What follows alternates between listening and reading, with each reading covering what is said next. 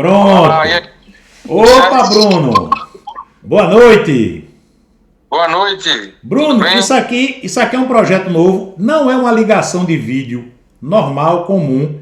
Essa ligação está sendo gravada e ela vai ser exposta no YouTube, no canal chamado Telepapo Podcast. Você permite a exibição dessa ligação? Permito. Aí tá Permito certo. sim. Tu trabalha de quê, Bruno? Fred, atualmente, ou melhor, há quase 20 anos eu trabalho com educação, sou professor. Professor inicialmente de matemática, aí depois eu me formei em pedagogia. Então tenho duas formações na área, né, de pedagogia e matemática, e atuo em escolas públicas há quase 20 anos. E aí, É tá a minha difícil? Tá atividade difícil principal. trabalhar de professor do Brasil? Então, é, em sala de aula, eu já acho que já tem uns 10 anos que eu estou afastado de sala de aula, exercendo outra função, a função de diretor de escola. Mas, tanto em sala de aula quanto fora de sala de aula, os desafios estão cada dia maiores, né? A gente precisa, hoje, ter uma visão para o aluno, trabalhar o potencial, as aprendizagens, e mediar isso tudo, e ainda tem os fatores socioemocionais, aí vem família, vem a questão social, as vulnerabilidades. Por exemplo, a escola que eu trabalho é uma escola que é uma escola bem vulnerável, que é uma escola da periferia, não é, de Recife, que é uma escola próxima a 4 comunidades bem humildes, no Ibura, e que aí os desafios são maiores por conta da questão mesmo familiar e social. Então, o que tem fora da escola acaba implicando no que acontece dentro dela. Então, a gente fica com um desafio maior de fazer educação e um desafio maior de fazer o conhecimento chegar de fato a esses jovens, essas crianças aí, porque em casa eles não têm, a maioria, esse suporte, não é? Então, a escola sozinha não consegue fazer hoje o papel que ela deveria fazer ou que precisaria para, de fato, impactar na vida desses estudantes. Então, o desafio é grande, muito grande. É... Quais são as escolas? É uma escola Cícero Franklin Cordeiro, que fica ali na UR5, Ibura. Uma escola que tem mais de 40 anos. Acho que ela tem quase 50 anos ali na comunidade. E a outra em Olinda, que eu trabalho também. Duas escolas? Zumbi. E, e nas Zumbi duas, dos e Palmares. nas duas escolas tu é diretor? É, atuo na função de gestão. Aí tá certo.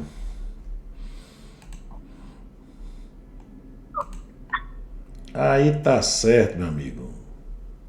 Fazer um ajustezinho aqui, pronto. Agora melhorou a situação aqui da imagem. Veja, quais são as séries de cada escola? Então, o público que a gente que atende na escola é do Fundamental 1 e 2, né? Então é do primeiro ano até o 9º ano. São as séries Hum, iniciais do ensino fundamental e os anos finais do ensino fundamental também. Primeiro ao 9º ano. primeiro ao nono ano. A idade mais ou menos de 7, dentro de faixa, né? Se dentro de faixa até os 15. Porém, eu ainda tenho alunos fora de faixa que estudam à noite na EJA. Hum, Que aí a gente tem de Escola de Jovens e 16 Adultos. até isso. É educação de jovens e adultos, e a gente atende de 16 até. Eu tenho senhoras e senhores com 70, 72 anos nas escolas. Trabalha também profissionalização ou só ensino natural?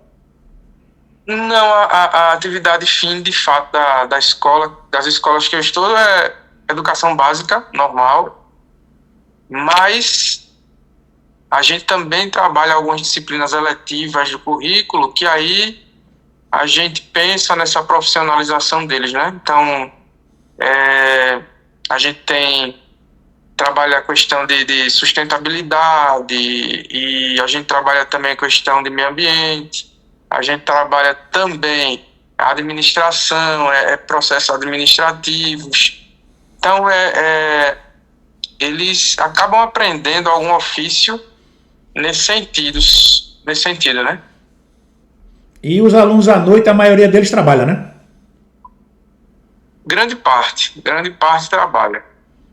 Muitos Não são todos, não, mas a maioria trabalham, sim. Pelas idades, tem muito pai de família. Tem, à noite a gente tem muito pai, mães de família, tem os avós, as avós que hoje fazem o papel do pai e da mãe também.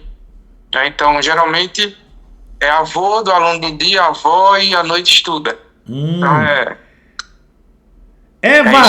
evasão escolar. Como é que está o problema da evasão escolar? Então, eu tenho uma realidade diferente. Acho que eu já até falei agora que a escola está numa situação de vulnerabilidade, e a vulnerabilidade ela afeta a frequência. Essa frequência escolar ela acaba ficando sazonal, uma vez que eu tenho muitas famílias que passam a temporada naquele local, depois elas precisam ir para outro local. Muitos ali vão por oportunidade de trabalho e acabam levando 5, 6 alunos mensalmente, e entram mais 6. Essa semana mesmo eu fiz, acho que umas 5 transferências de uma mesma família. Então a gente já abre a vaga e já chegou também mais 4, 5 vagas. A gente tem essa evasão muito mais por questões sazonais. Agora também a gente tem, de fato, aqueles casos de que não existe aquele incentivo familiar e que o aluno ele acaba dando menos importância a fazer essa frequência acontecer, a dado momento que a gente acontece, que tem alguns casos sim, de evasão. Impactam, né? Tem muita gravidez de adolescente? Não, eu não tenho essa realidade, não. Pelo menos as 2 escolas eu trabalho com um universo de quase, vamos dizer que mais de 1.000 estudantes, digamos que uns 600 adolescentes, e eu não tenho nenhum caso, nem o ano passado, nem este ano, de gravidez na adolescência, não. Como é que está a situação de violência na escola? Violência na escola a gente tem diariamente, muitas trazidas pelo bullying. Então, quando a gente trabalha esse tema bullying, a gente puxa alguns outros temas, algumas outras temáticas, e a violência ela está presente, né? Nós, inclusive, estamos desenvolvendo um projeto de bullying, que é um incentivo aí do Ministério Público, para que a gente tenha um enfrentamento de bullying na escola. A gente tem palestras frequentemente, inclusive esse mês eu vou ter 2 palestras nas escolas com a DPCA, né? DPCA ela vai fazer uma palestra de enfrentamento à violência, enfrentamento ao bullying, os crimes cibernéticos, que acontecem muito. Então, é constante. É algo que a gente, todos os dias, tem um caso de algum nível de bullying, mas que prontamente a gente tem um trabalho bem consolidado frente a essa situação, sim. Mas existe, apesar de tanto trabalho, ainda persiste essa violência, né? Porque não é só violência física, também tem a psicológica envolvida nisso tudo aí, e que às vezes é a mais gritante, é a psicológica. Tem que trabalhar muito a mente do aluno, para ele, além de reagir de forma correta às situações onde ele é vítima da violência, para ele também não se tornar um reprodutor dessa violência, passar essa violência adiante. Então, realmente tem que ter um trabalho constante. E outra coisa que deve influenciar muito nas escolas são as chagas sociais. Desemprego, muita gente com Bolsa Família, e a gente sabe que esse Bolsa Família não dá quase para nada, e a inflação tá aí e as dificuldades só vão aumentando. Vocês estão trabalhando isso também? A gente tem um projeto nas escolas do projeto que a gente chama de socioemocional. Tá? A gente trabalha as habilidades socioemocionais dos estudantes para encorajá-los, para motivá-los. E trabalhamos também uma disciplina que a gente chama de história de vida. Aí, a partir dessa disciplina de história de vida, a gente vai construindo a identidade do estudante. E a partir de quando ele se reconhece dentro dessa identidade, aí acontecem os diálogos dentro das problemáticas apresentadas. E aí eles têm a oportunidade de colocar essas problemáticas e essas problemáticas ser trabalhadas de forma pedagógica, né, para que isso venha a influenciar de alguma maneira positivamente para eles, a eles mudarem uma postura, eles fazerem um resgate, né, positivo dessa sua história e eles conseguirem transitar no meio social sem ser mais um multiplicador da violência. Então, é mais ou menos por aí que a gente tem feito esses trabalhos aí com eles diariamente, em socioemocional. E o professor, tem algum trabalho psicológico para o professor também? Você fala para o professor, com o professor ou do professor para o professor, fazer um trabalho psicológico para o professor. Então, a Secretaria de Educação, a Prefeitura do Recife, ela tem um espaço chamado Bem-Estar do Professor. Esse espaço ele trabalha para aqueles professores que precisam, que buscam, que procuram algum acompanhamento psicológico, de algum apoio no sentido da saúde mesmo vocal, da saúde mental. Então, existe esse trabalho na escola. A gente precisa ter muito o trabalho de construir relações interpessoais positivas. A gente tenta, claro, fazer um trabalho onde todos se sintam acolhidos, onde todos se sintam motivados a estar no ambiente, porque cada dia mais vai ficando insalubre, né, o espaço escolar. Então, resgatar todo dia, o desafio, né, de um gestor escolar é resgatar todo dia esse ambiente, para que esse ambiente se torne o mais agradável possível, porque os enfrentamentos são grandes e o adoecimento dos profissionais da educação, os professores, é muito grande. Me diga o que é que você faria para melhorar a educação no Brasil? Bronca, né? É fácil de responder, porém complexo, de acreditar nessa possibilidade. Mas eu penso que, primeiro de tudo, o resgate é uma condição de trabalho. Os espaços, eles precisariam ser um espaço mais saudável, né? Quando eu falo em espaço saudável, é um espaço onde ele iria passar o dia ou sua jornada de trabalho com qualidade. Então, isso aí parte de muitas coisas. Não é só uma remuneração, que também ela deveria ser uma remuneração mais significativa, sim, porque estando remunerado, entendendo que essa remuneração ela está, de fato, sendo a remuneração que ele merece, o ambiente ele vai junto com tudo isso e, com certeza, é um material que a gente precisa trabalhar, que tem que ter, porque você planeja uma aula, você precisa daquele material, muitas vezes não tem. Desde uma coisa simples, uma pintura na parede da escola, que a gente vê como isso impacta no dia a dia, na questão do bem-estar do profissional naquele ambiente da sala de aula que ele trabalha.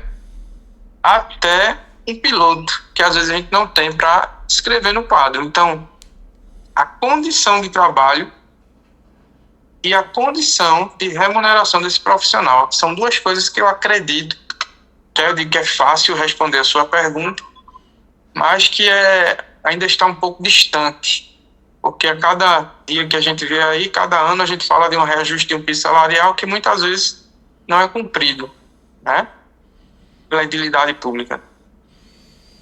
Tá bom, você tem alguma coisa para dizer para os seus alunos e para os seus professores? Mas eu diria hoje que não existe outro caminho para qualquer ser humano, cidadão, progredir se não for através de estudo. eu ainda persisto e eu ainda acredito. Tem dia que eu estou um pouco mais desacreditado, mas eu vou e vejo uma situação didático-pedagógica e vejo algum aluno que já passou, que está passando pelo meu trabalho, pelo trabalho de vários colegas. É muito colega bom, muito profissional, muito bom. E que a educação ela precisa realmente ser a base dessa transformação social. E quando os nossos políticos entenderem que é através dela que isso aí pode acontecer, e o reflexo para aqueles que menos têm, que menos acesso a uma oportunidade digna de vida, que eu acredito e continuo acreditando, e todos os dias eu tento transmitir isto, que a educação é que ela vai fazer a diferença na vida de qualquer cidadão. Bruno, meu querido, eu quero lhe agradecer muito, muito, certo? Ter participado desse Telepapo Podcast. É um modelo novo de podcast, onde a pessoa está em casa e eu ligo para a pessoa e a gente faz um podcast conversando sobre alguns assuntos, certo? E em breve, próxima semana, já deve estar no ar, certo? Tá? É uma proposta nova de trabalho, de entrevista, de podcast para ser lançado na internet. Tá? O canal está começando agora e eu quero lhe agradecer muito de você ter participado. Tá bom? Eu quero agradecer também a lembrança, o convite. Quero dizer que acredito demais aí no seu trabalho. Você é um cara extremamente inteligente. Obrigado. Né? E que também é um grande educador. Acho que a gente trabalhou mais de 20 anos. E, por incrível que pareça, semana passada encontrei um aluno e perguntou: Bruno, tudo bom? Quanto tempo? Cadê Fred? Então, isso é um sinal que impactou e deixou lembranças positivas, né? Graças a Deus. Na jornada pedagógica. Beleza, meu querido? Obrigado. Fica com Deus, vice. Joia.